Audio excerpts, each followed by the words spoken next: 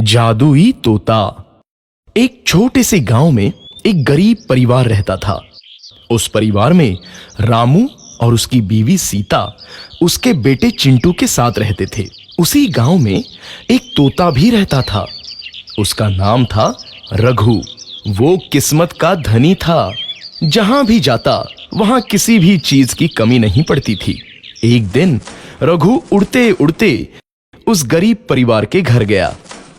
रघु सोचता है, अरे वाह, लगता है यहाँ आज बहुत अच्छा खाना मिलेगा। मैं पेट भर के खाऊंगा। वो एक कटोरी में रखे अमरूद देखता है।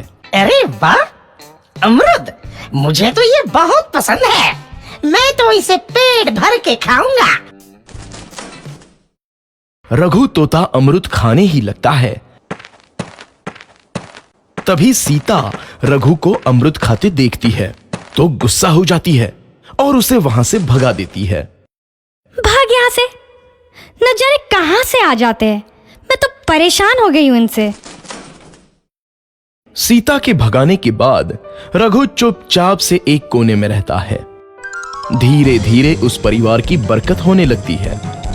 एक दिन रामू और सीता खाना खाते वक्त बातें करते हैं। आजकल हमारी बहुत तरक्की हो रही है, काम भी अच्छा चल रहा है। रामू कहता है। इस पर सीता कहती है, सच कहा, भगवान हमेशा ऐसे ही हम पर मेहरबान रहे।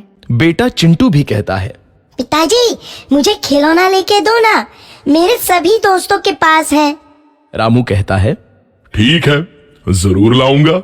सीता कहती है, कितने खुश है सब, मेरे परिवार को किसी की नजर ना लगे। एक तरफ ऐसी बातें होती हैं तो दूसरी तरफ रसोई में रघु तोता भी अमरूद खाते रहता है। मजा आया, अमरूद खाया, मजा आया, अमरूद खाया, मजा आया। तभी सीता रसोई में आती है और रघु तोते को अमरूद खाते देख बहुत गुस्सा होती है। सीता रघु को बाहर निकालने के लिए पिंजरे में अमरूद रखती है।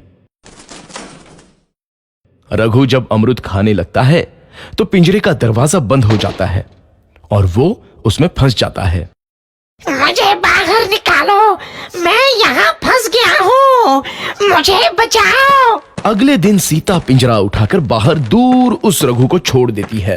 रघु के जाते ही उनके घर आई बरकत धीरे धीरे कम हो जाती है। उन्हें बहुत घाटा होता है। सीता कहती है, ये क्या हो रहा है? अचानक इतना कैसे बदल गया? अभी तक तो सब कुछ अच्छा चल रहा था। रामू कहता है, लगता है भगवान हम पर रूठ गए हैं। चिंटू भी कहता है, लगता है अब मुझे खिलौने भी नहीं मिलेंगे। और वो रोने लगता है और बाहर चला जाता है। कुछ दिन बाद रघु तोता फिर से उस घर में आता है। वापस आया, मैं वापस आया, अब मैं जमकर अमरूद खाऊंगा।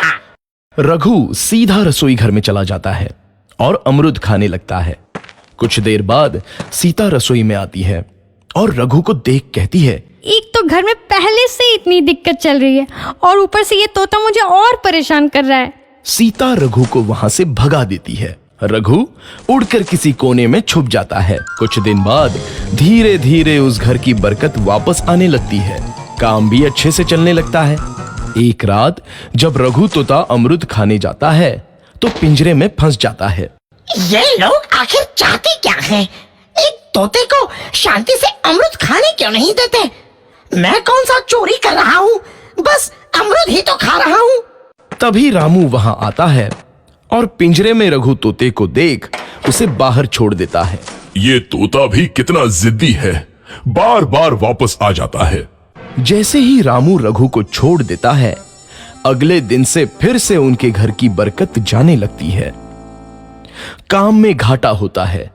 किसी को समझ नहीं आ रहा था कि ऐसा क्यों हो रहा है। रघु तोता घर आता है तो अचानक बरकत आती है और जब रघु तोता को बाहर निकालते हैं तो बरकत चली जाती है। एक दिन सीता रघु तोते के घर आने और बाहर जाने की स्थिति पर नजर रखती है।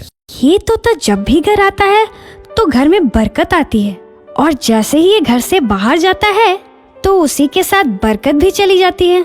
कहीं ये जादुई तोता तो नहीं है? अगली बार जब ये तोता घर आएगा तो मैं इसे कहीं नहीं जाने दूंगी। सीता रघु का बहुत इंतजार करती है लेकिन रघु तोता दोबारा उस घर में कभी नहीं आता।